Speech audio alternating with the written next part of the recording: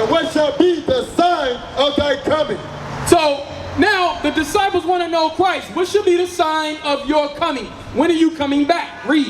And of the end of the world. And of the end of the world. Lord, when is the sign of your coming, and when is the time of the end of the world? Read. And Jesus answered and said unto them. So Christ, a black man, is going to answer his disciples. Read. Take heed that no man deceive you. Take heed no man deceive you. No social media deceive you. No video games deceive you. No fake news deceive you. Why? Because we know America keeps our people in a what? A bubble. What's going on the outside of America? A lot is happening outside of America. But inside of America, you would not know about it. Why? Because America keeps different distractions going on for our people. America pushes drugs. America pushes social media to our people. You can scroll on social media for hours and look at nonsense. That's a distraction. That's deceiving you for what's really going on. Read. For many shall come in my name, saying, I am Christ. For many has came in Christ's name, saying that they are Christ. These are your false prophets. It started out with the white image of Christ, Caesar Borgia. That's what it started out with. When they came to this side of the world, when the Native Americans was over here ruling, they brought the cross. That began them, read that part again. For many shall come in my name, saying, I am Christ. So you had different Edomites, different white men that came over here saying they are Christ. Start Columbus, Pizarro, what's his name? Ponce de Leon. What's his name? Hernan Cortez. They came over here saying what? They are Christ. By doing what? They sent the Jesuit priests over here. They sent missionaries over here that brought the brought the cross. Which is today now your what? Your Catholic Church. Bring it out. Today has turned into the what? The Baptist Church. The Methodist Church. It all started back then. Now you have false prophets that went out. Today they'll call your pastors, your reverends. That's teaching the nonsense that these white men put out. Read. And shall deceive many. Read. And they are deceiving our people. It's going to deceive 2/3 of our people. Bring it out. That's not going to realize who they're not going to wake up to who they are as a people. Read. And ye shall hear of wars. And you shall hear what? Wars. And you shall hear of wars. Read. And rumors of wars. And you shall hear of wars and rumors of wars. Are we hearing wars and rumors of wars? I dare somebody say they're not hearing anything about a war. War is all over the news. With Russia, Ukraine. And you're hearing rumors of wars. If this nation step in it, this nation's going to rise up. If this nation step in it, that nation's going to rise up. You're seeing war before your eyes that the Bible always prophesied. This is an airstrike that Russia claims destroyed an underground ammunition warehouse in western Ukraine. While NBC News can't verify that, it's the first time Russia has admitted to using hypersonic missiles in combat. They fly at 10 times the speed of sound, have a range of more than 1,200 miles, and are extremely difficult to shoot down.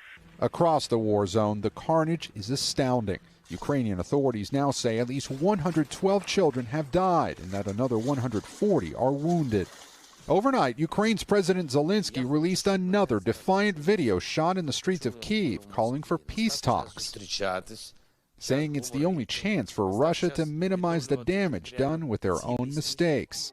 Tonight, there's growing concern the fighting could spill farther west after this airstrike Friday in the outskirts of Lviv, just 40 miles from the Polish border and NATO territory. Read it again. And ye shall hear of wars and rumors of wars. And now you're hearing the wars and rumors of war. Matthew 24 is giving a timeline of events that's occurring right now. That's happening right now. Christ prophesied that these things was going to happen. Now they're taking place. Read. See that ye be not troubled, for all these pass. And these things must come to pass. Like I said, whether you believe it or not, it's going to happen. Read.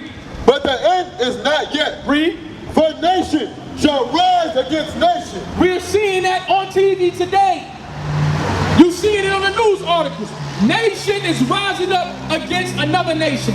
Russia is rising up against Ukraine. That's nation rising up against another nation. This Bible is no joke. Right. But you think it's a fairy tale. This is not a fairy tale. Right. All the events that's happening in here is world events that's going on right now in front of your face. Right. You got to open your spiritual eye. You got to see it for yourself. But that's why we're here. We're here to bring it out for you, to let you know what's going on. You're seeing nation rising up against nation. You see the fact that Russia, America, what you're seeing is the whole setup, the blueprint for World War III. That's what you're seeing. The blueprint for World War III is being set up right now. Here's a thought. Can you call this a world war? Is this World War III? A British news outlet has a legit page on World War III. Currently, it is flooded with news from Ukraine. In another part of the world, an African politician says that his continent needs World War III. Apparently, it will be good for Africa. Don't ask me how. How many of you recognize this man?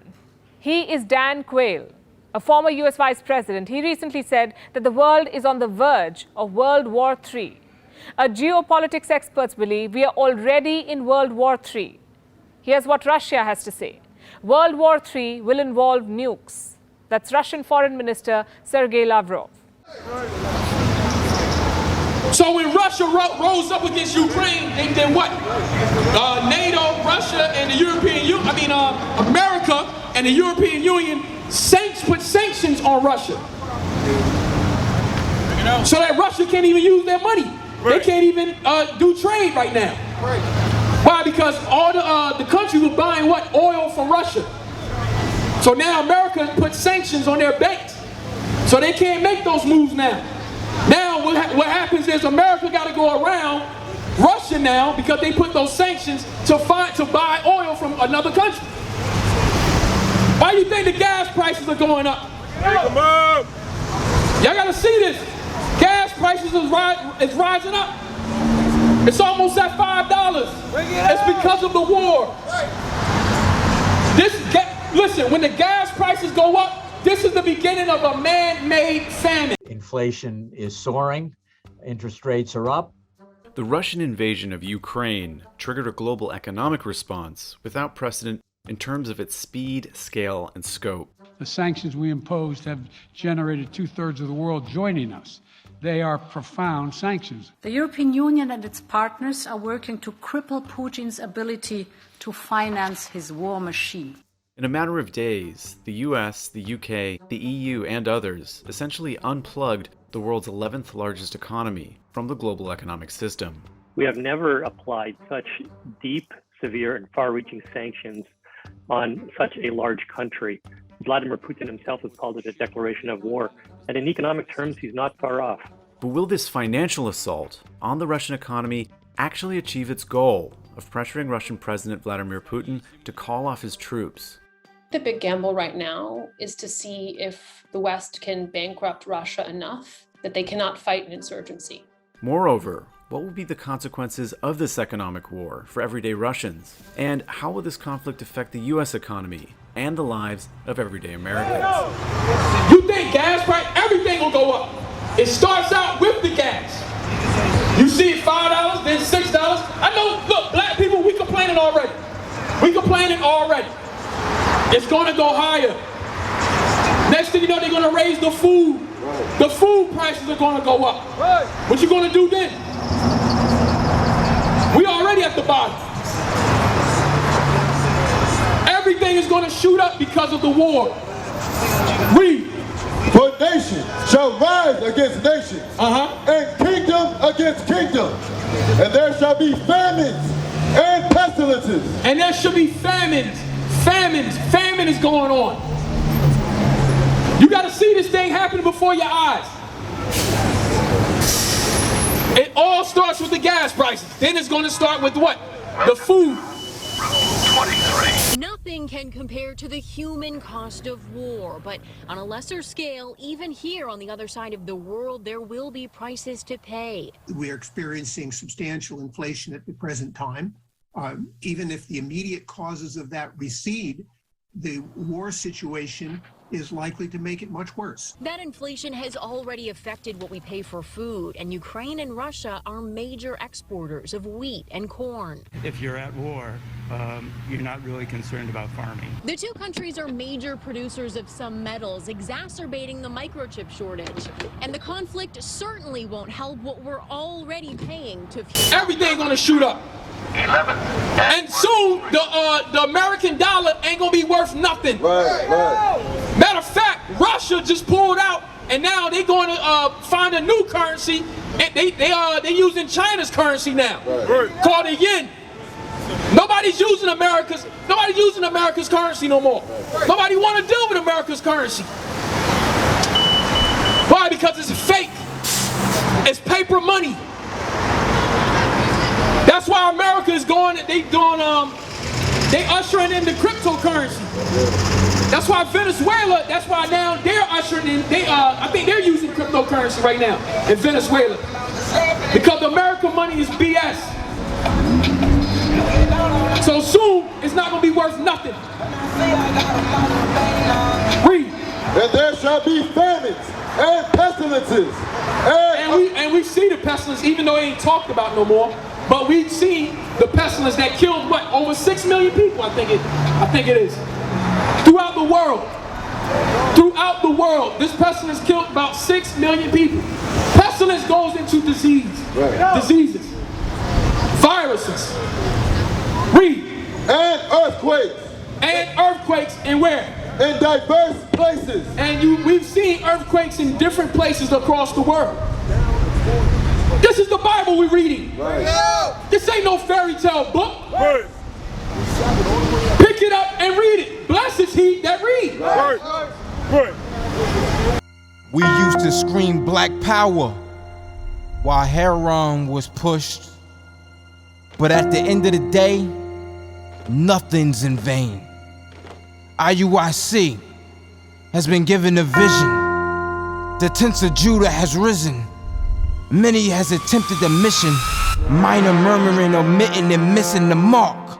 Just reading that he had the flame of fire in his eyes gave us the spark. We on Paul's mission. We out on the road, purple and gold, from Mexico, Cuba, Haiti, Ghana, Sierra Leone. 144,000 boots banging, concrete crackling. These are our men repented at heart. The scriptures is proof. IUIC, we deliver the truth.